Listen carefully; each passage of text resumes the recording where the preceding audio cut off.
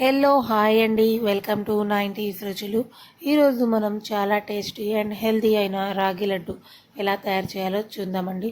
ముందుగా మనం బెల్లాన్ని బాగా బాయిల్ చేసుకొని ఒక 5 మినిట్స్ దాకా మరిగించుకొని పక్కన పెట్టుకుందామండి. నెక్స్ట్ ఒక ప్యాన్ తీసుకొని దాంట్లో పల్లీలు, పుటానీలు అండ్ బాదం పప్పు కొంచెం ఫ్రై చేసుకొని దాన్ని మనం మిక్సీ వేసుకుందామండి. ఒక 2 యాలకులు కూడా వేసుకొని మిక్సీ చేసుకొని పక్కన పెట్టుకుందామండి.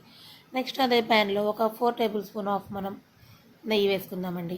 తర్వాత రాగి పిండి వేసుకొని కలర్ చేంజ్ అయ్యేంత వరకు మనం ఫ్రై చేసుకుందామండి. తర్వాత దాంట్లో మనం మిక్సీ చేసుకున్న మిశ్రమాన్ని కూడా వేసుకుందామండి.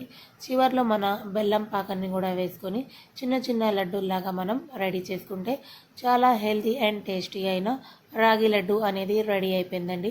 చాలా టేస్ట్గా కూడా ఉంటుందండి. మీరు కూడా ఒకసారి తప్పకుండా ట్రై చేయండి. నచ్చితే లైక్ చేయండి, షేర్ చేయండి, సబ్స్క్రైబ్ చేసుకోండి.